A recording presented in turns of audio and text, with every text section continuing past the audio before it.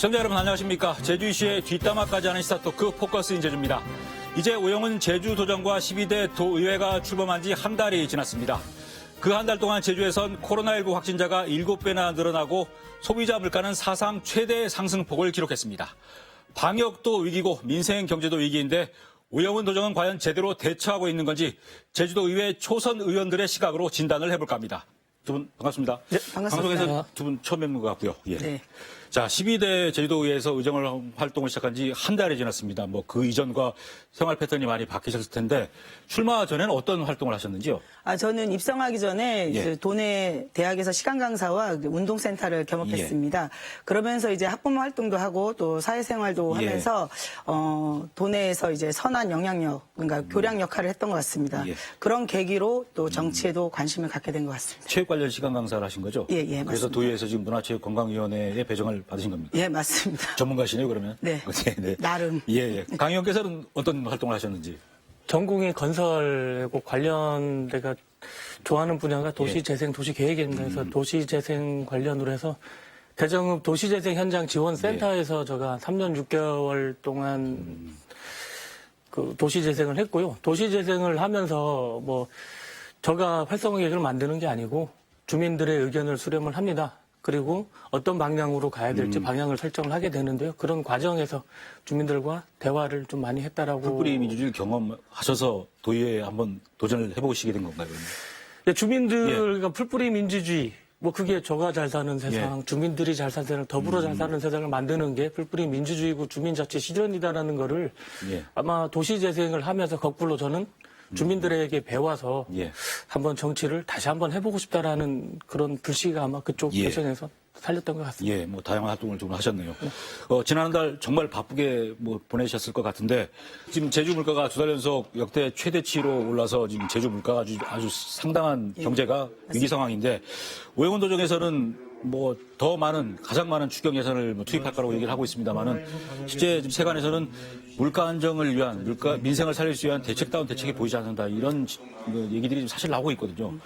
어떻게 보십니까 이런 부분에 대해서는? 아까 좋은 말씀, 이번 추경 예산이 8,509억 원 정도로 역대 최대 추경이 이렇게 편성이 됐는데 그 중에 민생 지원 예산이 3,763억 원, 약 이 중에 44% 정도를 차지하게 됩니다. 모든 거를 한 번에 다 채울 수가 없지 않습니까? 그리고 여기에 도민재난지원금이 현재 탐나의 전으로 지급되는 걸 알고 있는데 이것이 지역 경제에 저는 긍정적인 측면은 정말 있다라고 저는 말씀드리고 싶어요. 그리고 지금 8월인데 7월까지 관광객이 800만 이상이 지금 제주에 들어와서 이렇게 많이 왔다는 것도 지역 경제 활성화가 되겠죠. 이런 거는 긍정적인 거로 보여지는데 하지만 다른 측면도 봐야 돼요. 소비가 많아진다고 물가가 안정되는 거 아니지 않습니까? 그리고 섬이라는 장점 때문에 관광객이 많이 들어온 건 사실입니다. 하지만 단점은 섬이기 때문에 물류비가 많이 들어가는데 이게 저는 해상 물류비라고 말씀드리고 싶어요. 1차 산업의 해상 물류비가 약 한 750억 정도가 드는 걸로 알고 있고 그리고 우리가 집에서 체험할 수 있는 택배비 1인당 한 1년에 50회 정도를 택배를 부른다고 합니다. 이거는 발전연구원에서 나온 자료에 따라서 말씀드리는 건데 그럼 1인당 10만 원 정도를 소요하는 거고 지금 70만 인구에 맞춰 볼 때 700억 정도를 택배비를 부담하는데 저는 이런 물류비를 국가 지원을 받아서 물가에 영향을 미치는 그런 큰 것부터 잡아야겠다라고 말씀을 드리고 싶어요. 그래서 이런 노력이 절실하지 않나 말씀드리고 싶습니다. 10만 원씩 전도민 재난지원금을 주는 게 일시적인 어떤 소비는 촉진하겠지만 결국적으로 물가를 잡는 대책은 아니다 이렇게 보시는 거군요. 결국적으로는 이게 일시적인 게 아니고 국가 지원을 쭉 받아서 해상 운송비를 지원하게끔 만들어서 결국 물류비 절감을 하게끔 만드는 게 물가를 잡는 한 방법이다 이렇게 보시는 거고. 최초에 저는 이게 마중물이 되지 않나 생각하고 있습니다. 홍 의원께서는 어떻게 생각하시는지요? 저도 지금 코로나 장기화가 되고 있는 상황에서 요즘 3고가 있지 예. 않습니까? 예, 고유가, 고물가, 그리고 고금리 예. 이런 부분 위기까지 덮치면서 민생 경제가 정말 어려움에 직면해 있다고 생각합니다. 이런 부분에서 민생 경제 위기를 극복하기 위해서 오영훈 도정에서 아까 우리 강경문 의원님도 말씀하셨듯이 출범하자마자 예. 역대 최대 규모의 그 8,510억 원 정도의 추경에서 이번에 편성이 되었고 예. 또 아까 그 이 중에 또 44%가 또 이제 저희 그 민생 경제 안정화라든지 그리고 아까 도민 일상 회복 그리고 취약계층 그 생활안정에 또 투입된 게 맞습니다. 그러니까 이런 부분을 보면서 그간 찾아보기 어려운 정말 규모인 것은 사실이고요. 예. 근데 이제 충분하다는 평가보다는 최선을 다한 결과로 저는 이제 개인적으로는 평가하고 있습니다. 뭐 예. 충분한 대책은 예. 아니지만 그래도 어느 정도 대책은 되고 있다 이렇게 예, 보시는 노력은 거군요. 하고 있는 예. 걸로 생각하고 있습니다. 자, 그리고 추경 예산 심사에서 오영훈 도정에서 밀어붙이고 있는 제주형 기초자치단체 도입 용역비 10억 원이 또 통과가 됐습니다. 그런데 이 논의를 추진해야 될 행정체제 개편위원회 공개 모집에서 미달이 돼서 지금 연장했고 또 제주특별자치도 특별법은 개정이 안 돼 있는 상태입니다. 네, 맞습니다. 근데 이런 시점에 이런 기초단체 도입 논의를 시작한 게 적절하다고 보시는지요? 제가 생각하기에는 오영훈 도지사의 지금 핵심 공약이기도 한 제주형 기초자치단체 그 도입이 사실상 제주의 행정 체제 개편과 뭐 관련해서 그동안 사실 말은 많이 나왔지만 이 문제는 논의만 했지 아무런 성과가 없는 걸로 알고 있습니다. 그리고 현행 행정시 체제에서 문제점에 대해서도 사실 모든 도민들이 공감도 하고 또 피로감 역시 지금 느끼고 있는 상황입니다. 이런 부분에서 좀 완결적이고 또 좀 최종적인 결론을 도출하는 도출하는 전제로 추진은 지금 현재 저는 매우 적절한 시기라고 시점이라고 생각합니다. 예, 알겠습니다. 강의원께서는 어떻게 보십니까? 적절하다고 보십니까?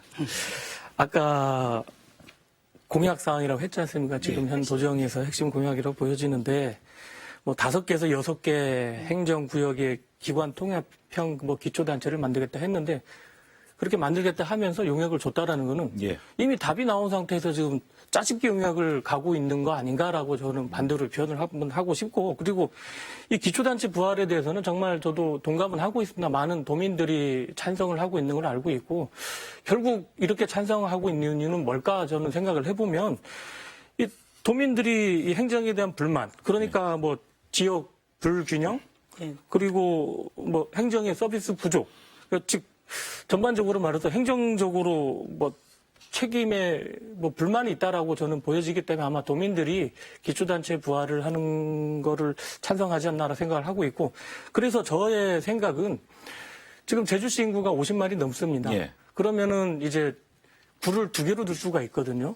그래서 뭐 서제주시, 동제주시 즉 다시 말해갖고 국회의원 그 지역구가 3개가 있잖아요. 3군데. 가압을 서귀포가 했는데 서제주시, 동제주시, 서귀포제주 해서 이렇게 행정체제 개편을 하게 되면 오히려 주민들의 더 밀착 행정이 됨으로써 약간 불편이 해소되지 않을까라고 저는 생각을 하고 있고 그리고 무엇보다 이게 법이라는 게 헌법이 있고요. 그다음 국회법이 있고 다음 대통령 그리고 저희 그 도에서 만든 조례가 이렇게 있는데 이게 상위 법이 이제 변경을 해야 되는 그 취지가 있거든요. 기초단체를 다시 부활하기 위해서는. 특별법을 고쳐야 되죠. 그렇죠. 그렇기 때문에 아마 중앙에서 이렇게 봤을 때 그게 쉽게 고쳐질 수 있을까 저는 생각을 하고 있고 지금도 아마 중앙정부에서 난색을 표하는 걸로 저는 알고 있습니다. 그래서 이게 저는 쉽게 그렇게 갈 수 있지 않을까? 저는 어렵다고 이게 보여집니다. 지금 시점이 조금 적절치 않다고 생각하시는 거예요? 지금 강경문 의원님. 저는 시점도 시점이지만은요. 이게 나중에 정말 이게 아까 그 차이적해서 말씀해주신 행정체제 그 개편위원회 공개 미달이 지금 동력이 떨어졌다고 하는데 동력이 다시 올라가서 정말 이게 잘 돼서 의견이 하나로 모아져도 이게 중앙에 전달하면 아까 상위법 개정이라든지 그리고 현 중앙에서는 이게 과연 이렇게 해줄까라는 것도 있고 그리고 지금 강원도에서 특별자치도가 만들어졌거든요. 그래서 거꾸로 이게 저희 제주 특별자치도가 쇠퇴되는 원인 중에 하나가 또 될 수 있지 않을까라는 생각이 들기 때문에 정말 이거는 면밀히 검토하고 그리고 또 한 번 주민들의 의견을 모아서 한번 해야 된다고 말씀드리고 싶습니다. 근데 이 제주형 기초자치단체가 도입될 경우에 도의원 정수를 줄이는 지방의 개편이 불가피하게 수반될 수밖에 없는데 그럴 경우에 상당한 변화도 예상이 됩니다만 이 논의가 어떤 방향으로 진행이 돼야 된다고 보십니까? 그러면? 그러니까 아까도 말씀드렸듯이 예. 제주 지금 기초자치단체 도입에 위해서는 해결해야 될 예. 문제점과 그리고 또 과제들이 많습니다. 예. 이런 부분에서 우선 뭐 정부라든지 국회를 설득해서 제주 특별법을 지금 개정해야 되고 예. 또 그거보다 또 도민 의견 수렴이 무엇보다 공론화 절차를 밟아야 된다고 생각합니다. 그리고 저 개인적인 의원 입장에서는 뭐 유불리와 그 정파적 그 예. 이익을 떠나서 좀 제주를 위해서 그리고 제주 미래 발전을 위해서 머리를 좀 맞대고 가장 우리가 좀 좋은 대안을 마련할 예. 수 있는 방법을 좀 찾아봐야 되는 것 같습니다. 그리고 거기에 도민의 공감대 형성과 그리고 또 장단점 비교는 충분히 논의된 다음에 이루어져야 된다고 생각합니다. 이제 오영훈 지사가 했던 얘기랑 똑같은 얘기를 하시네요. 충분한 예. 시간을 두고 예, 공감대를 맞습니다. 만들자. 예. 강 의원께서는 어떤 방향으로 가야 된다고 보십니까? 그 방향성도 중요하지만 예. 지금 그 특별자치 도의회가 지금 도의원이 45명이거든요. 예. 그 전에 특별자치도를 출범하면 17명의 도의원에서 40명으로 늘어났고 현재 45명이 이렇게 됐습니다. 그런 이것을 다시 돌아가기는 저는 어렵다고 보고 예. 있고 그리고 이 기초단체 부활이 정말 저는 힘들다고 보니까 만약에 그 질문을 저한테 이렇게 예. 해주신 거고 그리고 저를 답변을 한다면 그 선출직 그 지금 도의원들이 한꺼번에 기초단체 의원의 역할을 하기는 저는 힘들다고 보여지거든요. 그래서 지역구 의원들이 있습니다. 각 지역구들 합쳐서 그 기초회 의회를 관리를 하면 되는데 이게 저희가 상임위가 있거든요. 예. 특별 상임위가 있는데 그런 회를 만들어서 그 기초의회를 관리하는 게 저는 낫다라고 보여지고 예. 뭐 다시 말해서 아까도 앞에 말씀드렸지만 정말 이거는 힘든 과정이기 때문에 정말 아까 말씀하신 대로 공감대를 형성하고 가야 된다라고 저는 말씀드리고 싶습니다. 예, 알겠습니다. 자, 이제 인사 관련 얘기를 좀 해보겠습니다. 오영훈 지사가 정무부지사 그리고 서귀포시장, 제주시장 내정자를 지명했습니다. 그런데 사전 내정설에서 이름이 올랐던 인물이 그대로 지명이 됐습니다. 예, 예. 오영훈 지사가 이 선거공신 챙기기라는 논란까지 감수하면서 이런 선택을 한 이유를 뭐라고 보십니까? 제가 사실 뭐 오영훈 지사의 속내까지는 제가 알 수는 예. 없습니다만 사실 선거 공신 챙기기라고 하면 상당히 부정적으로 예. 받아들이는 게 좀 많습니다. 근데 사실 행정시장이나 뭐 정무부사 같은 경우는 지사와 함께 도정 운영이라든지 그리고 또 방향과 그리고 가치를 또 공유해야 되고 무엇보다 정치적 책임까지 예. 함께 져야 되는 자리라고 생각합니다. 그래서 저 개인적으로 생각할 땐 그 지사 자체의 그 자신과 같은 예. 뭐 철학이라든지 가치관 또 뭐 그거를 알고 있거나 예. 그리고 또 오영훈 의원님께서 그 지사께서 믿고 있는 일을 예. 맡길 수 있는 그런 인물을 찾지 않았나 봅니다. 그럼 그 과정에서 또 최종 후보로까지 그 선정이 되었다고 보여지는데요. 근데 이런 부분에서 그 행정시장과 정무부사의 자질은 예. 그리고 역량은 의회가 인사청문회 때 제대로 검증하면 되지 않을까라는 생각을 또 하고 있습니다. 이 3명 후보자가 네. 최선은 아니지만 그래도 어느 정도는 적정한 선에서 선택이 됐다고 보십니까, 그러면? 네, 저는 기본적으로 그런 부분에서는 그 꼭 선거에 참여해서 같이 그 활동을 했다는 자체만으로 조금 선입견을 두는 건 조금 아니라고 봅니다. 예, 알겠습니다. 강 의원께서는 이 3명의 후보자들이 그 자리에 적합한 인물이라고 보시는지요? 글쎄요, 적합하다는 인물 아직 인사청문회 전이라서 예. 뭐라고 말씀드리기는 좀 힘들지만 예. 뭐 일단은 선거 공신들 제식부 챙기기다라고 저는 말씀드리고 싶고 예. 물론 선거 공신들이라고 해서 뭐 정무부지사 그리고 양 행정시장에 못한다는 이유는 저는 예. 없다고 봅니다. 뭐 선거 공신 챙기기는 지난 우금민 뭐 도정이죠. 뭐 민선 5기까지는 정말 잘 챙기셨고 그리고 뭐 반대로 민선 6, 7기에서는 원희룡 도정에서는 선거 공신은 안 챙기고 다른 공신만 챙긴다. 여러 가지 얘기가 많았습니다. 여기에서는 뭐 시민단체 출신 시장, 그리고 여성 시장, 예. 그리고 민주당 출신 시장, 반대로 이제 뭐 국민의힘 같은 출신을 이렇게 배려해 준 것도 아니지 않습니까? 근데 뭐 예. 이렇게 깜짝 인사가 없다라는 건 정말 아쉽다라고 저는 말씀드리고 싶고, 예. 다만 아까 앞서서 말씀드린 제가 인사청문회 전이라고 말씀을 못 드린다고 하지만 예. 뭐 정무부지사 행정시장의 그 후보들이 검증돼야 할 부분은 확실히 검증을 예. 하고 넘어가야 된다라고 보여지고 뭐 이것 때문에 제가 아직은 현재 상황을 판단하는 것은 예. 좀 이르다라고 말씀드리고 싶습니다. 그런데 인사청문회에서 부적합 판정이 나와도 도지사가 임명을 하면 그만이라는 또 한계가 있지 않습니까? 예. 뭐 그렇긴 한데 인사청문회에서 어떤 부분이 좀 제대로 검증이 돼야 된다고 생각을 하십니까? 그럼? 일단은 그 양 행정시장에 대해서는 저희가 부적합 판단을 내려도 그건 예. 뭐 밀어붙일 수 있다는 걸 예. 알고 있고 그렇지만 정무부 지사는 저는 다른 걸로 알고 있습니다. 그리고 행정시장의 인사청문회는 19일 날에서 19일쯤에 열리는 걸로 알고 있고요. 예. 저희 국민의힘에서는 그 초선 현기종 의원, 예, 현기종 의원님 그리고 예. 또 누군지 알고 계십니까? 강충룡 의원인가요? 예, 강충리 예. 의원님께서 예. 출격하는 걸로 어제 저녁 늦게 예. 확정이 된 걸로 저는 알고 있고요. 예. 그리고 저는 이번에 국민의힘에서 인사청문회를 통해서 이제 네. 도민의 눈높이에 맞게 그리고 엄격하게 후보자의 도덕성 그리고 전문성을 이제 판단을 예. 해야 된다라고 말씀드리고 싶고 아까 앞서서 저희 도의원이 43명이라고 말씀드렸잖아요. 이 중에 뭐 크게 말해서 한두 명보다 5명은 만약에 지금 불씨에 없더라도 동료 의원, 선배 의원들이 커버를 해서 빈자리를 메꿔줄 수 예. 있지만 지금 시장은 아니라고 보거든요. 지금 뭐 제주 시민, 서귀포 시민 합쳐서 도민이라고 하는데 이분들이 이렇게 시장으로 오면서 도민을 상대로 뭐 평가를 한다, 실험을 한다라고 저는 이게 안 되기 때문에 정말 엄격한 검증이 있어야 되고 자질이 훌륭한가 그리고 맞는가를 판단을 해야 된다고 저는 예, 보여집니다. 알겠습니다.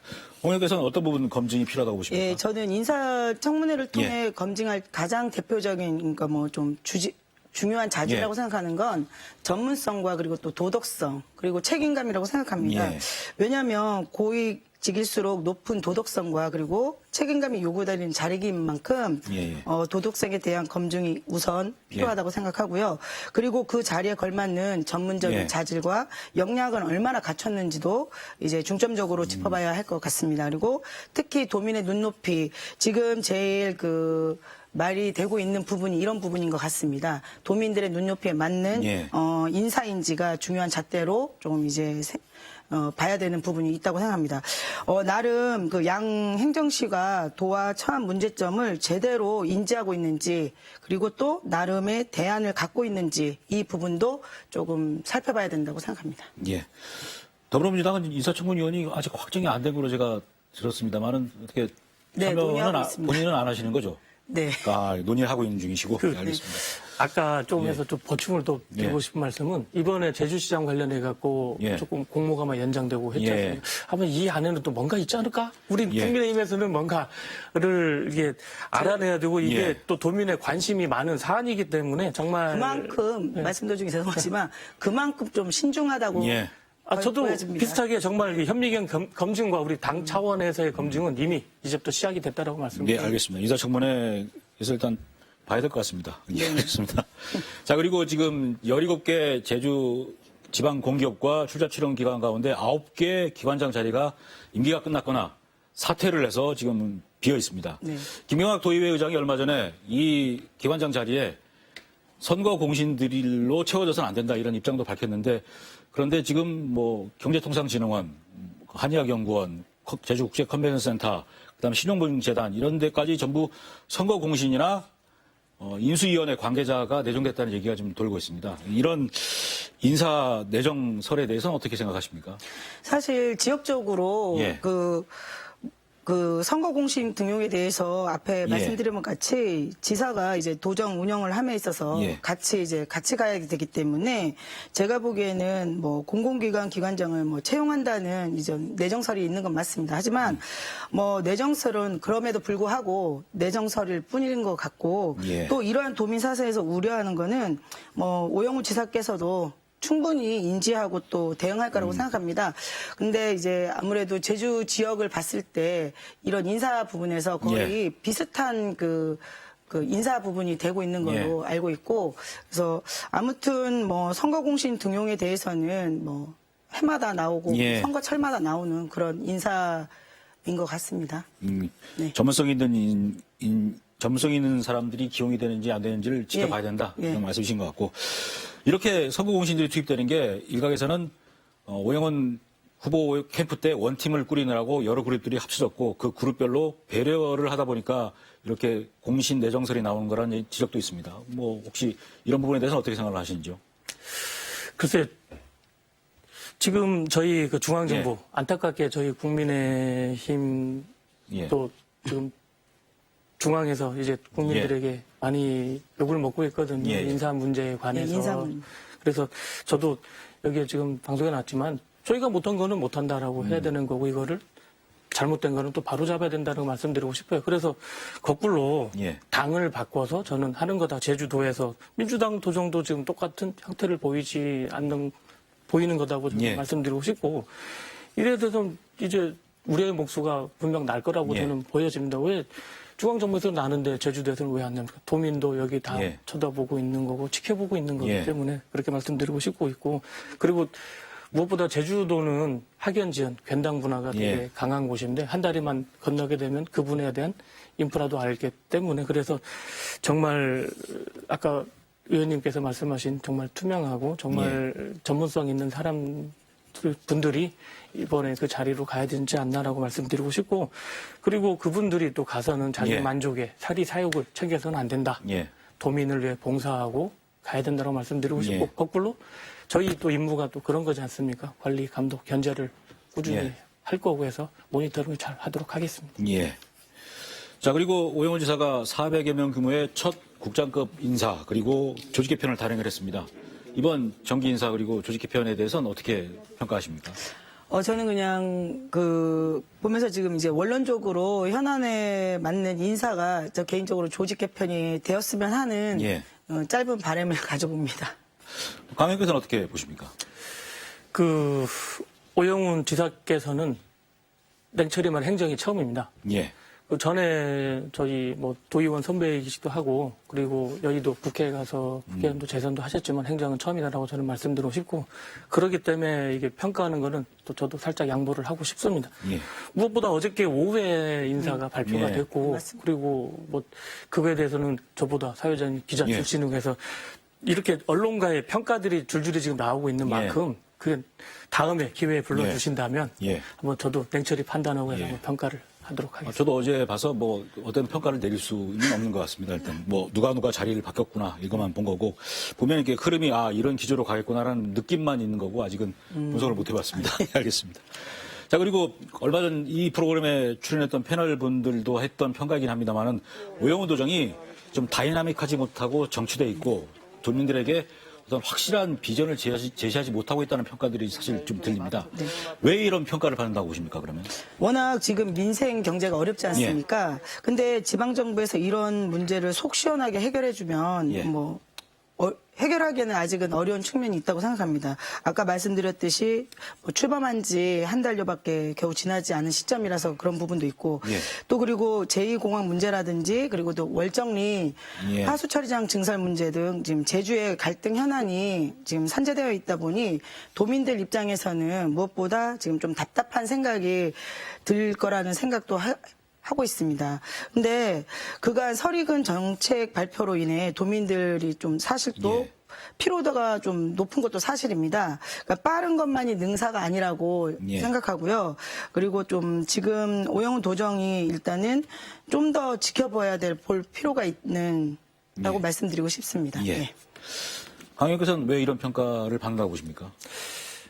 아까 앞서서 또 말씀 나왔지만 근본적으로 이 선거 과정에서 제주 미래 비전을 저는 잘 보여주지 못했다고 예. 말씀을 드리고 싶은데 이거는 그 민주당 대선 패배에서 바로 지방선거가 있었지만 대선에서도 따지고 보면 제주도는 예. 민주당이 이겼거든요. 예. 그렇기 때문에 지사선거에서도 처음부터 여론조사를 했을 때 10% 이상 포인트가 차이 날 정도로 압도적으로 이게 차이가 났습니다. 그러다 보니까 좀 준비가 덜 된 거 아닌가라고 생각을 하고 있고 이렇기 때문에 전임 도정을 뛰어넘을 수 있는 그런 대안이 없다라고 저는 그 평을 말씀드리고 싶고 그리고 인수위원회에서도 예. 이제 혁신적인 미래 비전을 제시하지 못해서 정말 아쉬움이 저도 예. 크다고 보여지지만 그래도 아까 앞서도 말씀드렸잖아요. 아직 출범한 지 한 달이 조금 지나고 해서 더 지켜보면은 뭔가 좋은 예. 미래 비전을 나오지 않을까. 좀 거꾸로 한번 기대 한번 해보겠습니다. 예, 알겠습니다. 그리고 제주자치도가 제주도의회와 어떤 협치 공감대 넓히기 위해서 뭐 정책협의회도 열고 있는데, 이게 한 달 짧은 기간입니다만은 오영훈 도정의 그동안의 행보를 볼 때 협치가 잘 될 가능성은 어느 정도라고 그럼 보십니까? 일단은 20년 만에 더불어민주당 도지사가 탄생한 만큼 저희 더불어 입장에서는 뭐 지인 찬스는 아니지만 그래도 협치가 잘 될 걸로 기대하고 있습니다. 그리고 무엇보다 지금 오영훈 지사의 최근 행보를 보면 뭐 전도민 재난 지금 지원금 지원금 경우도 의회와 도관의 그 긴급 설정 정책 회의라든지 그리고 또 의회 사전 무엇보다 사전 협의를 했다는 부분에서 시간을 가졌다는 부분에서 지사가 협치를 의지가 충분히 있다고 보여지고 또한 그 김광수 교육감과도 친환경 급식비 인상 합의하는 부분 이런 부분을 볼 때 그 협치 행보를 그 앞으로도 좀 잘 되지 않을까 이렇게 긍정적으로 생각하는 부분이 있습니다. 강 의원께서는 어떻게 보십니까? 잘 될 것 같습니까? 글쎄요. 아까 뭐 20년 만에 우리 조병한 홍희숙 위원님께서 말씀을 해주셨는데 20년 만에 민주당이 양쪽으로 돼서 협치가 이루어진다고 하지만 뭐 그렇게 되면은 저는 이게 그들만의 리그라고 보여지거든요. 협치라는 게 뭐 의회하고 도정도 있지만 저희 같은 국민의힘도 있는 거고 도의회에서는 5명의 교육위원도 있는 데서 이제 43명의 도의원들이 공감대를 형성을 하고 의정과 그렇죠. 이제 의정과 같이 가야만이 협치라고 보여집니다. 그리고 뭐 이번에 의석수는 저희가 많이 밀릴지 모르지만 그 정당 투표율 제가 비례대표에서 이렇게 오게 됐는데요.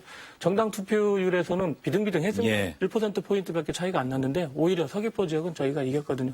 이렇게 봤을 때 도민들이 바라보는 시각에서는 50대 50이기 때문에 저희 국민의힘에서도 많은 의견을 내주면 그걸 수용을 해주셔야 그게 협치다라고 말씀드리고 싶고 거꾸로 우리 홍희숙 의원님하고 여기 올 때는 한 차로 같이 왔거든요. 네, 맞습니다. 차 안에서 얘기를 했는데 우리 이게 협치 아닙니까? 네, 아까 제가 20년 만에 그 더불어민주당 도지사가 탄생한 만큼 그만큼 또 더불어민주당뿐만이 아니라 지금 의회에 우리 아까 말씀하신 그 국민의힘 그리고 또 저 교육위원님 그리고 모두가 지금 많은 기대감이 있다라는 그런 표현으로 생각해 주셨으면 합니다. 저도 이제 양축이 있어야 이제 수레도 굴러가는 거고 양 날개가 있어야 새도 날아가는 거거든요. 그리고 아까 제가 도민의 의견 저희 비례대표 당선된 우리 당 지지율을 이렇게 비교를 했는데 당 지지율을 이렇게 봤을 때 도민들이 염음이 50이 50이기 때문에 한 축이고 그리고 협치도 한 축이기 때문에 협치도 잘 되게 되면 정말 도민들이 잘 살고 행복한 도정을 만들 수 있지 않을까 저도. 알겠습니다.